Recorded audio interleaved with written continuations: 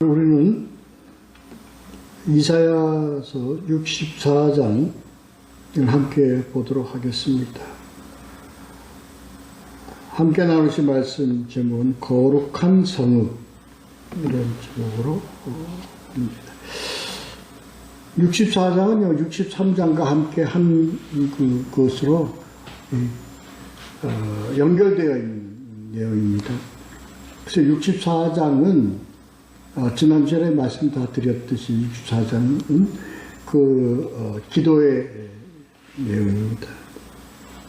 간절히 간구하는 이스라엘을 대표하는 이사야의 기도로 보는 것이 가장 합당하리라고 그렇게 보아집니다.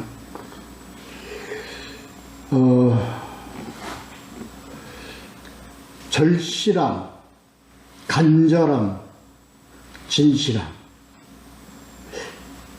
이게 우리 기도에 이사야의 기도를 통해서 이렇게 오늘 그것을 오늘 이 문맥에서 우리가 찾아볼 수 있습니다. 근데 오늘 이 내용은 우리가 듣고 깨닫고 이러한 내용의 의미보다는요, 오늘의 이 64장에 대한 내용을 가지고 우리가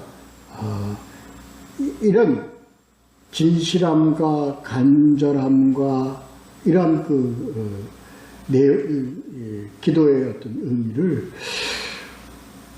오늘의 이 64장의 내용은 우리의 기도가 이러했는가를 보고 또 이러한 우리 될 수 있도록 우리는 오늘 이 말씀을 좀 하나의 내용은 권고의 내용이 아니지만 우리는 이것을 권고의 내용으로 우리가 받아들여야 됩니다. 저는 오늘 64장의 내용을 우리 신앙에 있어서 꼭 가져야 될 필수적 어떤 의미로 받아들여야 되겠다라고 생각을 하고 그렇게 강조를 하고 싶습니다. 저도 이 기도를 하게 되면요, 반복되는 기도로 인해서 어떤 때는 습관적이 됩니다. 어떤 때는 마음과 또 우리 내뱉는 내용이 다르게 되어지는 것도 많이 느낍니다. 그렇죠. 특히 회중과 공중기에 대해서는 오늘 이 내용이 참 의미가 있다고 봤습니다. 꼭 요건 해야 된다. 요거는 꼭 우리가 우리는 기도의 내용이 들어가야 된다. 요새 때문에 이럴 때니까 이런 기도를 꼭 해야 되겠다 하는 어떤 틀에 박히거나 어떤 그런 편리성 또는 어떤 사람들이 원함을 충족시키는 그러한 의미를 담아서 기도를 할 때 지금 오늘의 이 내용의 기도가 왜 우리에게 필요한가 더 우리가 깨닫게 해주시고 안 된다. 바로 이렇게 기도를 해야 된다 하는 그런 것을 우리는 깨달아야 된다. 그리고 우리는 그렇게 습관적으로 했던 것을 우리는 돌이켜서 고쳐야 합니다. 하나의 절차상 들어가야 된다. 형식, 이렇게 되게 쉽기 때문에 오늘 이 내용을 좀 우리가 함께 잘 말씀을 나누며 그걸 깨닫고 우리는 어떻게 해야 되겠다는 것을 함께 보도록 하겠습니다. 자, 본문을 보면요, 세 달라고 나누면 짧지만 그래도 나눠서 보도록 하겠습니다. 1절부터 4절까지 강기마사, 5절부터 9절까지 토기장이, 그 다음에 10절부터 12절까지 아름다운 성전, 거룩한 성읍, 제목은 거룩한 성읍이죠. 오늘 이를 제목을 삼은 이유가 있습니다. 왜 그러냐고요? 무엇으로 이 거룩한 성업을 우리가 그런 의미를 지켜가면서 할 수 있는가? 이거와 오늘 우리 기도의 그 어떤 그 의미와 연결되어지기 때문에 그렇습니다.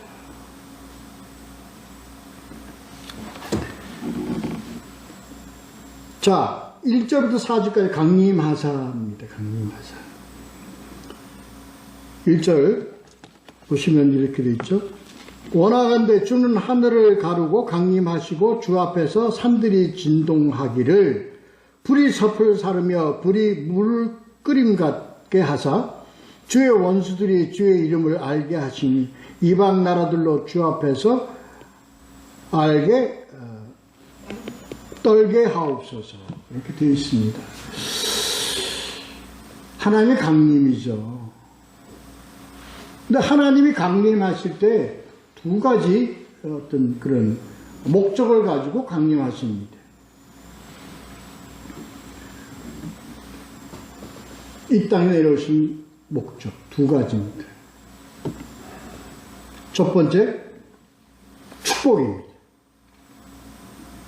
두 번째, 심판, 진멸입니다. 축복은 뭐에 대한 거예요? 하나님의 백성에 대해서. 진멸은 원수들에 대해서. 두 가지 의미가 있습니다. 그래서 하나님이 늘 우리가 강림하시는 우리들, 성전된 우리. 두 번째, 왜 우리가 성전이죠?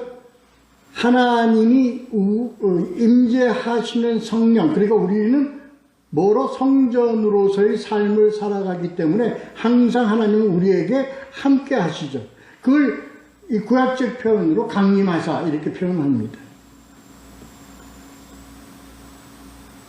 그럼 우리에게 오신 하나님의 그 목적은 아까 말씀대로 두 가지입니다. 그게 하나가 축복이고 두 번째 축복은 뭐죠? 구원의 축복이죠.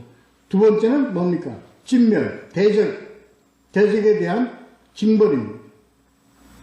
두 가지를 가지고 있습니다. 우리 지난 시간에 얘기했잖아요.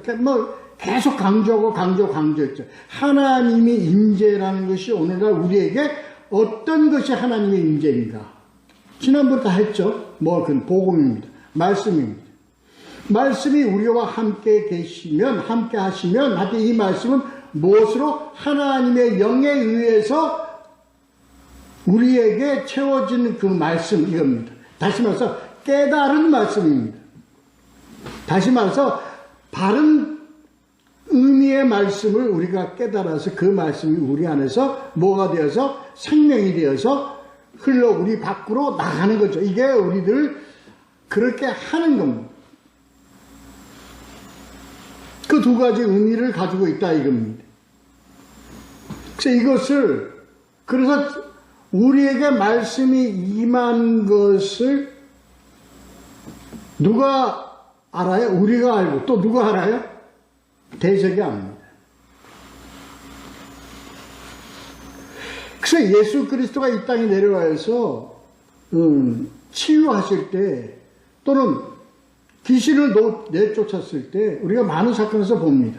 먼저 그들이 알고 왜 우리와 상관하나이까? 왜 우리를 괴롭히나이까? 이런 그런 내용들이 이제 복음서에서 우리가 찾게 돼요. 그게 바로 우리가 복음을 소유하고 우리 안에 하나님의 말씀이 우리 안에 채워져 있으면 이게 바로 뭐가 돼요? 귀신들이 알고 어떻게 피하거나 도망가거나 그렇게 되어진 이걸 어떤 의미로 우리가 해석했어요? 우리 복음서에서 축사의 의미로 우리가 이걸 해석을 했던 겁니다. 그래서 이제 임재하시고 땅이 산이 막 진동을 하고 이렇게 벌어졌을 때 뭐를 1절인가 2절인가에 보시면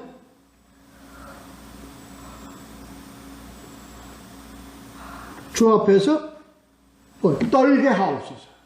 알아요.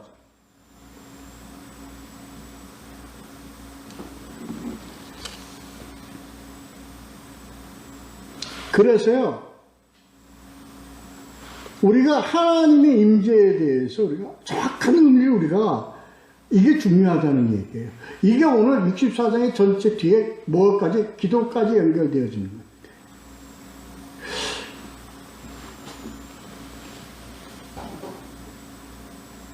이렇게 되었을 때요, 우리가 복음을 소유 복음을 되고 하나님이 임재했을 때 나타나는 경험되게 한 일들, 3절에 보면 우리가 생각하지 못한 두려운 일.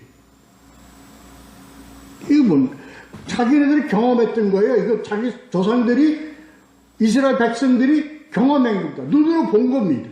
본 것을 전해 들은 겁니다. 그것을 믿고서 하는 내용이에요. 전혀 생각하지도 못한 두려운 일. 이 사람들이 여기서 얘기하는 그 뭘 의미해? 출애굽 사건을 얘기하는 겁니다.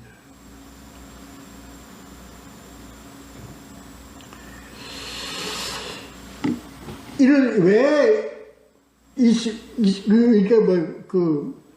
두려운 일이라고 했느냐? 이 일 하나님이 우리 땅에 오셔서 우리 앞에서 펼쳐주신 하나님의 일은 어떤 두려운 거예요. 다시 말해서 우리의 판단과 우리의 이상과 우리의 상상을 초월한 것입니다.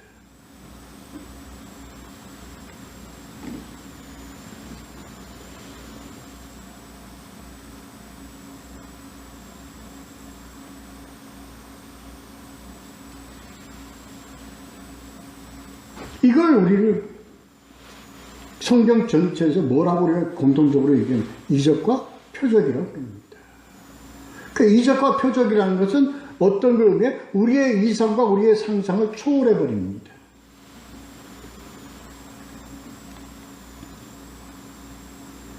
그래서 불이 섭을 사르며 불이 물을 끓인 것 같게 하시고, 이게 마치 화산이나 이런 거를 상상하게 하죠. 이게 하나님의 영향력이 자연이 그냥 자연을 완전 녹여버릴 듯 하나님의 그 영향력, 능력, 이걸 의미하는 겁니다. 그건 우리는 상상을 초월합니다. 어제 미국 플로리다 사우스캐롤라이나를 비친 겪어보지도 못한 일들을 우리가 당한다. 이렇게 보도가 많이 되는데, 그게 상상을 초월하거든요. 저도요, 한번 미국을 가봐서 플로리다 이렇게 지나면서 봤거든요.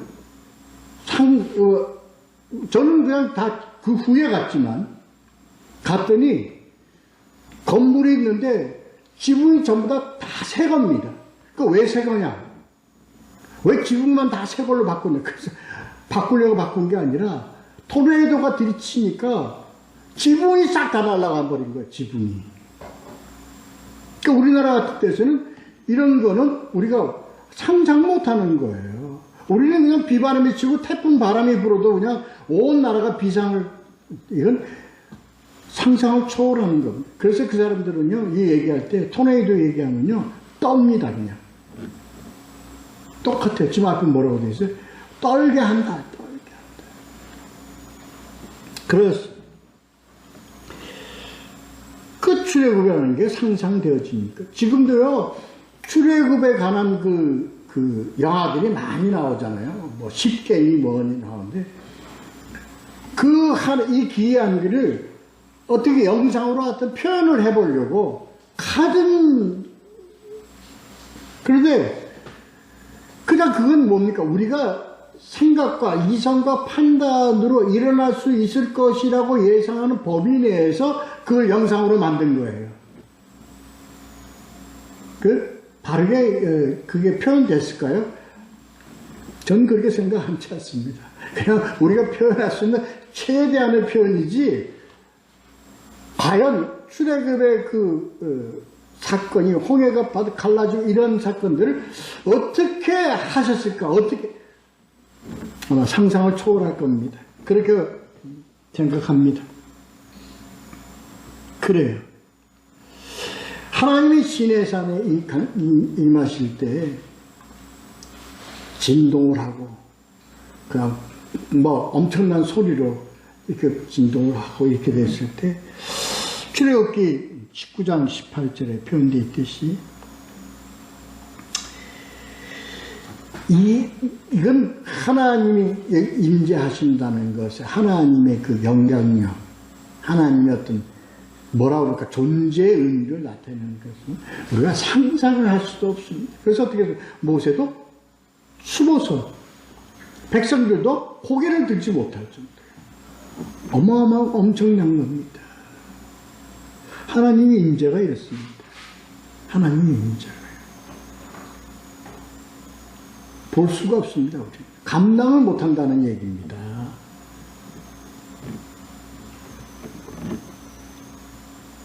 근데 그렇게 하시는 것이 자 보면 4절에 보면요 이렇게 표현되어 있습니다. 주 외에는 누가 자기를 앙망하는 자를 위하여 이런 일을 행한 신. 뭘 위해서? 자기의 백성들을 위해서 이렇게 하셨다는 것입니다.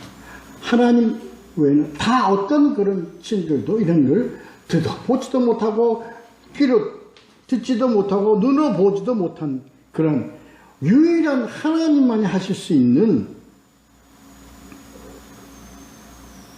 그렇습니다.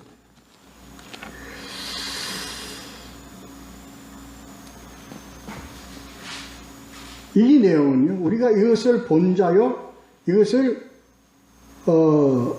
눈으로 보고 귀로 들은 없었다는 거예요. 다른 어떤 신도. 근데 이게 우리 하나님의 백성들에게, 하나님이 택한 자들에게는 어떻게 되어 있어요? 이게 요한일서 1장 1절에 뭐라고? 이러한 임재를 우리는 눈으로 본 바요, 귀로 들은 바요, 손으로 만진 바다. 왜? 백성들을 위해서 오셨기 때문에. 백성들을 알게 하셨기 때문에.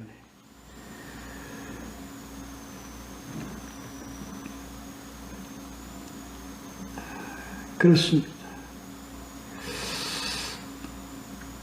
간절히 원하는 자들, 모한 자들에게 마태복음 5장에 애통하고 심령이 가난하고 청결한 자들에게 나타나는 하나님의 임재.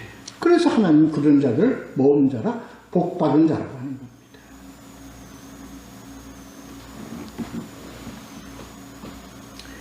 왜 그렇게 하십니까? 왜 그렇게 하시냐? 두 번째 단락이 왜? 하나님은 토기장이요, 우린 진영이기 때문에.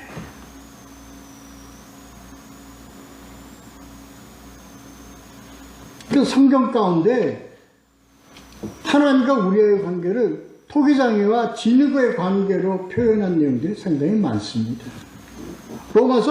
신약에서 로마서 몇 장에 그런 얘기가 나옵니까? 로마서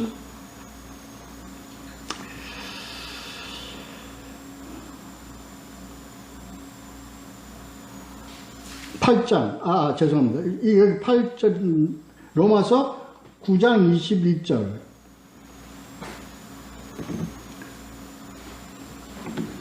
하나는 천이 쓸 그릇을, 또 하나는 귀 쓸 그릇을. 이런 관계로 표현이 되어 있죠. 하여튼 어떻게 됐든 토기장이와 진흙은 우리와 하나님과의 관계.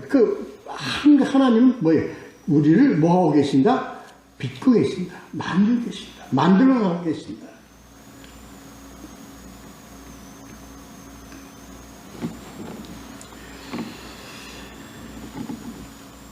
자, 5절부터 9절까지 보도록 하겠습니다.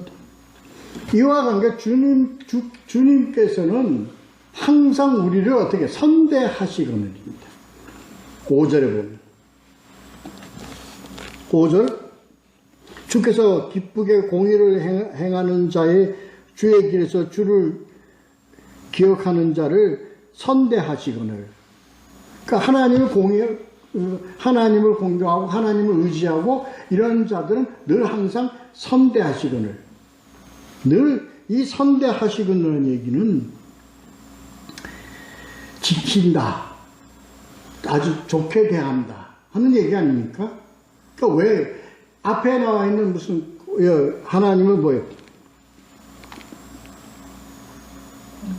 공의를 행하는 자와 주에게서 주를 기억하는 자를, 그러니까 기억하는 자와 뭐 공의, 그러니까 기억한다는 얘기는 늘 주님의 뭘, 우리의 용서하심을, 우리를 관용하심을, 공의는 하나님의 의를 따르는 자들, 다시 말해서 하나님의 말씀을, 옛날에 같으면 구약에서는 율법을 따르는 자지만 오늘날 복음을 지키고 가는 자들, 이런 자들 늘 항상 하나님은 선대하시고 은혜를 베푸시고 지키시고 보호하시고 하여튼 의미를 가지고 있죠.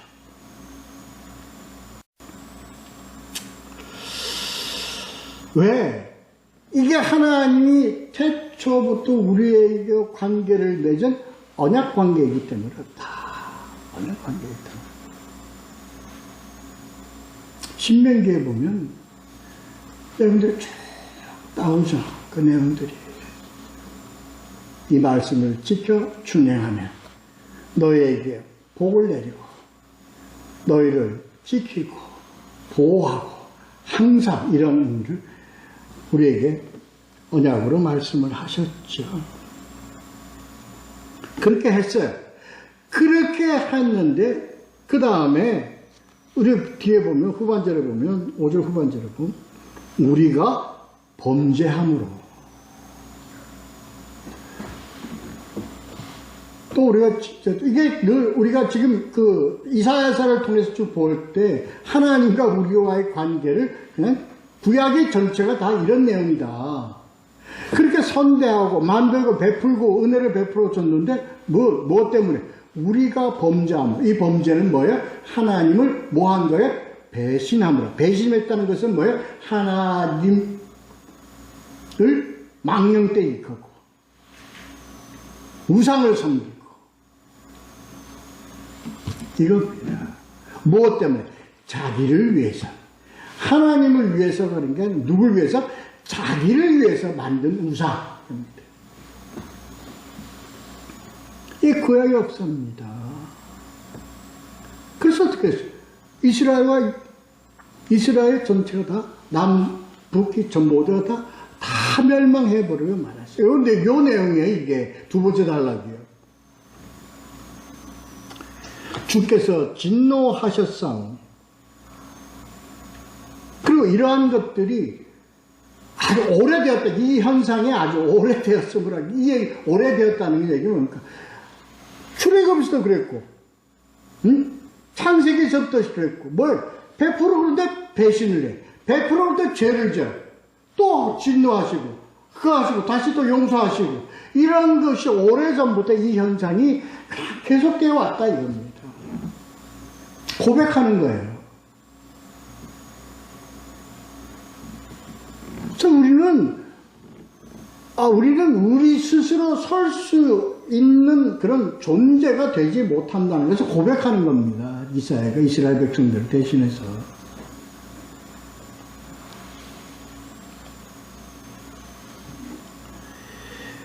이게 아주 그냥 끈덕지게 죄를 저질렀단 말이에요.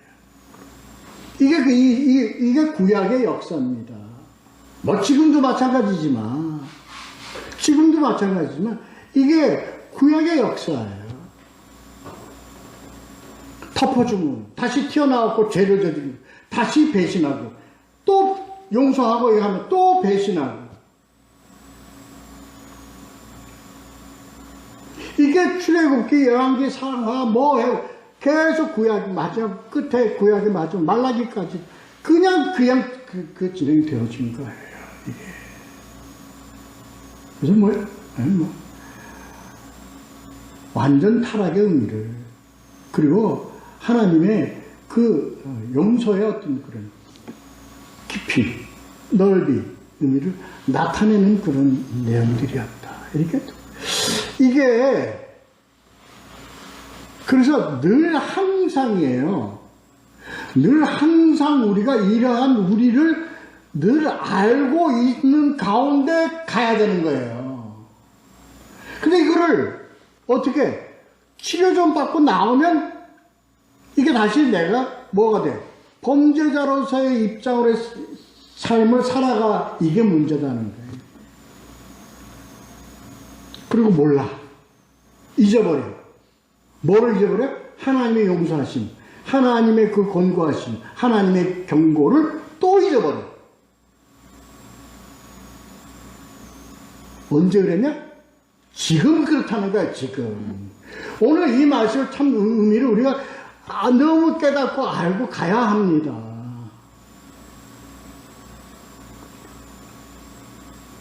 오늘날 세태가 이걸 잊어버리고 가고 있어, 잊어버리고. 용서함과 그리고 덮어줌과 보호하심과 인도하심을 잊어버려.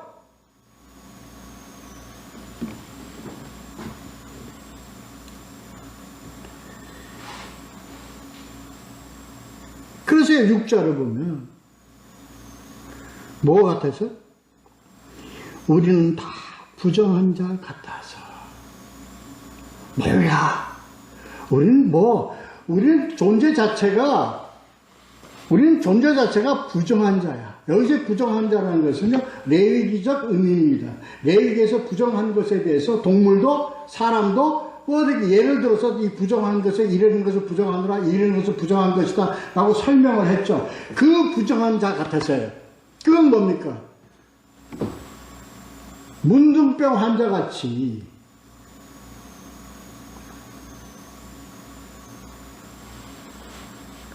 어떤 그때 당시로서는 못 고치는 병이에요. 못 고치는 병이에요.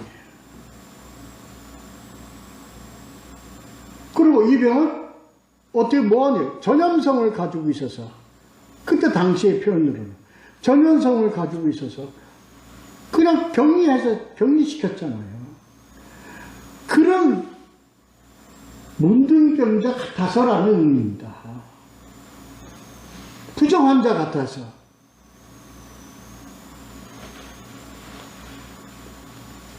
우리의 죄가 그렇다는 게 우리의 죄가. 여기서 부정한 자가 육신적으로 부정한 자를 의미하는 게 아니고 우리가 그렇다고 영적인 의미를 가지고 있습니다. 죄로 오염된 우리는요, 자기만 뒤집어 쓰는 게 아니라 그걸 자꾸 옆으로 퍼뜨려. 죄가 되게 만들어.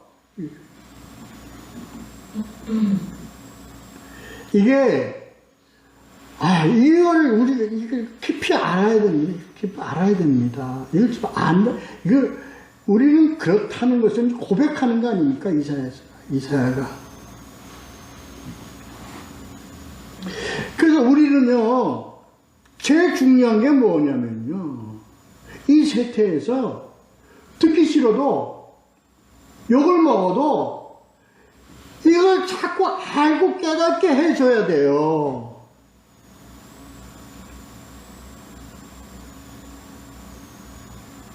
하나님의 말씀을 전하는 자들은요, 이걸 계속 해야 돼. 왜? 잊어버리고 모르고 있기 때문에.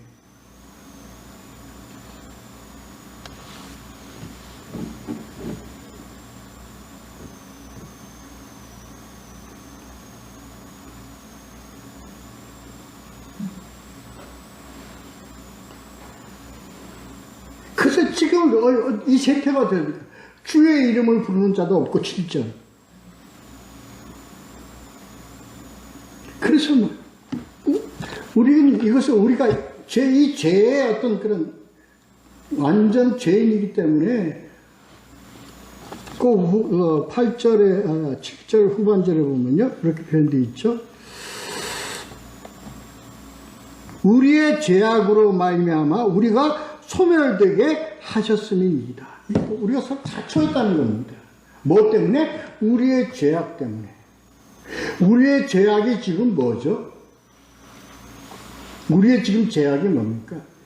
하나님을 하나님같이 우리는 판단하지 못하고 하나님을 배역하는 거예요.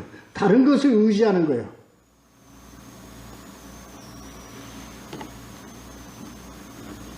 그걸 뭐라고 그러냐? 우상이다 그러는 겁니다. 돈이면 다 돼. 편하게 살면 돼. 과학이 모든 걸 다 의뢰해.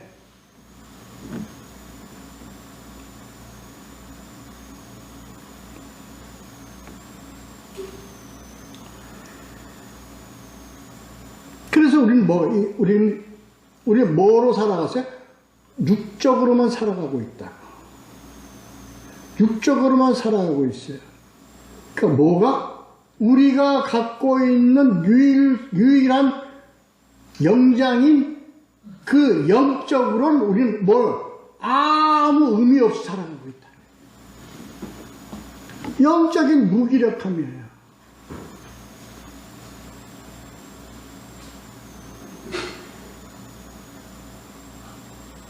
그러니까 이 세상에 전부 다 무슨적 삶을 살아가요? 전부 다 육신적 삶을 추구하고 육신적 삶을 향해서 모든 제도와 법과 모든 것을 다 그렇게 만들어 가고 있어요. 그러니까 뭐가 유지를 있어요? 영적인 것이 소용이 없어요. 그래서 로마서 이건 뭐랍니까? 뭐를 영리로 씁니다.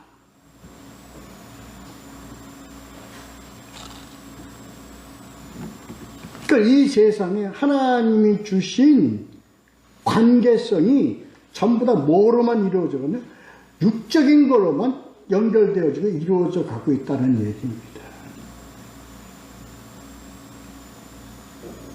그래서 뭐야? 필요하면 혼전 순결이고 필요 없어. 괜찮아, 안 괜찮아. 1년 살아보고 2년 살아보고 3년 살아보고 그냥 계속해도 될 것 같으면 같이 살고 결혼하고, 그렇지 않으면 깨버리고.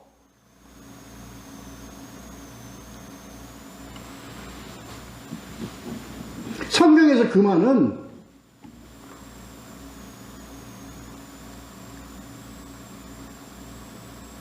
이성과 이성과의 관계를 그러한 질서와 그러한 것을 다 깨버리는 거예요. 이제 이성이라는 의미가 별 필요가 없어요. 그래서 뭐예요?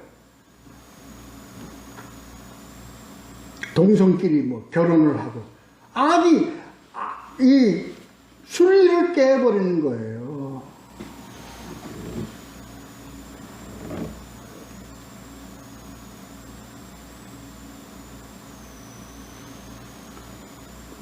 그렇게 되어지는 겁니다. 그래서 이거 다 토탈적으로 어떤 영적인 무기력함, 이렇게 해석하고, 의미를 못 찾는 거예요.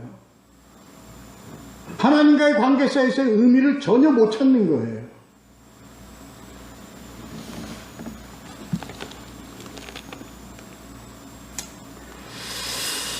그렇습니다. 돌이켜라. 우리 돌이켜야 돼. 우리는 알고 있습니다. 우리 주님 의지하는 우리 남은 자는 뭘 알고 있냐? 뭐부터 시작해야 돼요? 우리는 하나님과 우리의 관계를 시인하는 것부터 시작해야 돼요. 고백하는 것부터 시작해요. 그게 뭘까? 하나님 아버지는 토기장이요, 우리는 진흙이다. 8절.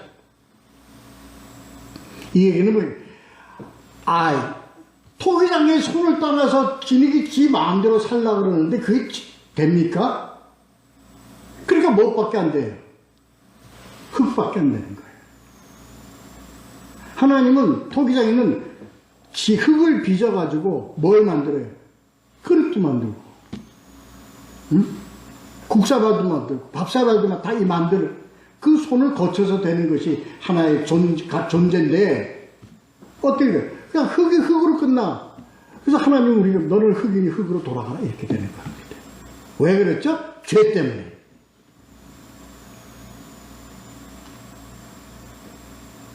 이거 왜 이사야 이 말을 가지고서 우리 성경에서 했듯이 이렇게 외치고 기도하고 했을까요? 왜? 이겁니다. 이것이 우리에게 주시는 말의 의미는 뭡니까? 이게 빨리 제자를 찾으라는 거예요. 돌아오라는 거예요. 지금은 그래서 어떻게 됐어요? 하나님 원래 목적대로 한 예루살렘, 성전, 시온, 이게 다 황폐하게 되었고 광야가 되었고 회파되었다. 이게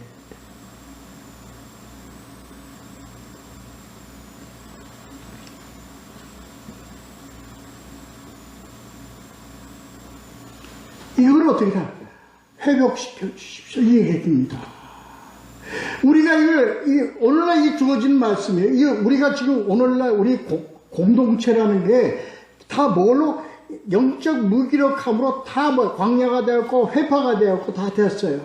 근데 그게 어떤 게 거룩한 성읍이다. 거룩한 성읍. 거룩했단 말이에요. 하나님의 왜 거룩했냐? 그 거룩하다는 게 뭐예요? 나는 거룩하니 너희도 거룩하다. 거룩은 뭐냐? 하나님을 의미하는 겁니다. 하나님을. 거기에 뭐가 빠져버렸어요? 거룩함이 빠졌어요. 다시 말해서 뭐가? 하나님이 빠졌어요. 오늘날 공동체라는 것이, 교회라는 공동체가 뭐를 주장하는, 그들이 주장하는 예수 그리스도의 참 하나님의 거룩함이 빠져버렸기 때문에 황폐되었고 광야가 되었고 무너져서 회파되었고 노략질을 당한 대적들에 의해서 노략질 당하고 그렇게 되었다는 거예요. 이걸 뭐야? 회복해야 된다. 회복해야 된다. 회복해야 된다. 그래서 뭘 지켜라? 세 번째 달라는 거예요. 다시 아름다운 성읍이 되도록 해라 말이야. 지켜라.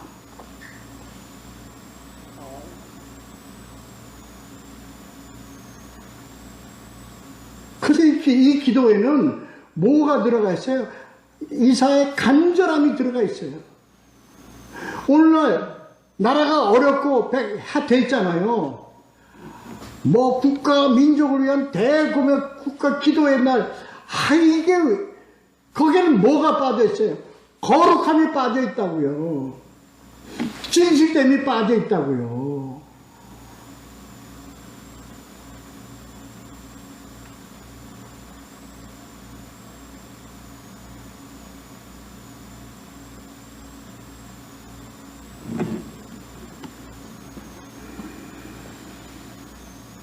그러니까 나중에 결론적으로 열매를 보면요, 뭐가 나와요? 나오는 게 결국은 뭐가 나와요? 거기서 물질이 나오든가, 부패가 나오든가, 조건이 나오든가.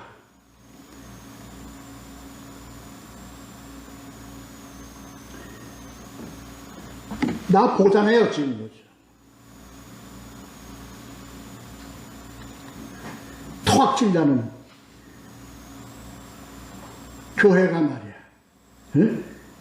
외치면서 말이죠. 하나님 외치면서 결국은 뭐예요? 그냥 국가한테 보상 많이 받아 먹으려고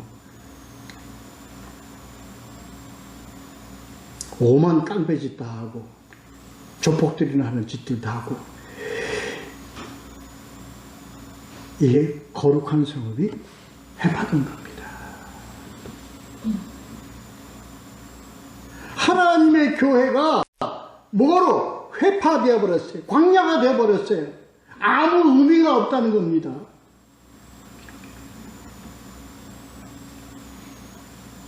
제발 그러니까 여기서 얘기는 누구의 기도가 필요해요? 절실함, 간절함, 진실함의 기도를 가져. 그래, 진실함과 절실함과 간구하는 이런 자들은 그들은 바로 뭐예요? 하나님만 바라고 하나님만 의지하고 하나님께 절규하며 기도하는 남은 자들을 얘기하는 겁니다. 남은 자들.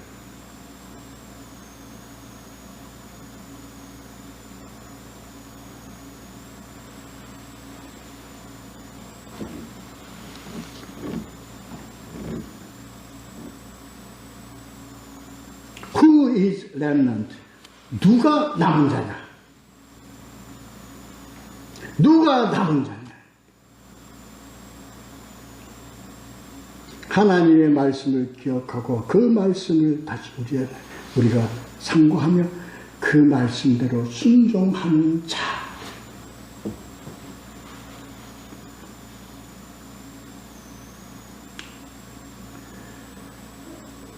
예수 그리스도와 함께하는 자는 다시 한번 강조되지만 복음과 함께하는 자들입니다.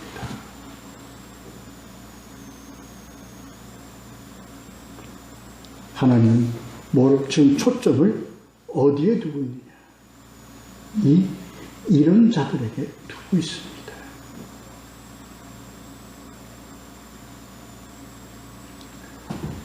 그런 초점을 그렇게 두고 있다는 얘기는 교통과 그리고 하나님의 응답을 누구에게 주신다는 얘기, 그들에게 주신다는 얘기입니다.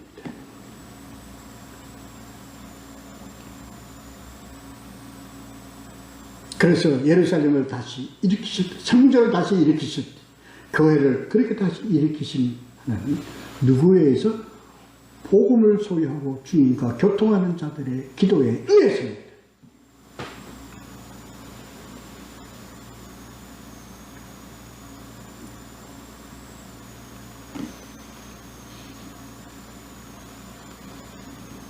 그래서 무너지고 광야화된 거룩한 성, 아름다운 성전이 다시 모두에게 회복되어지도록 우리는 그렇게 노력해야 합니다. 무엇으로 회복되어 주시냐고요? 다른 것이 아닙니다. 하나님의 복음의 그 의미로, 하나님의 말씀으로 그 말씀을 지키고 수호하며, 왜? 그 말씀에는 두 가지가 있습니다. 하나는 축복이 있고 또 하나는 대적이 있습니다. 심판이 있습니다. 이 두 가지 의미를 가지고 있는 그 복음에 우리는 의지하면서 종래는 아름다운 성전으로 회복되어지고 거룩한 성읍으로 회복되어지는 것을 바라며 끝까지 서서 나아가는 우리 모두가 되시기를 예수 그리스도의 이름으로 축원합니다. 기도하겠습니다.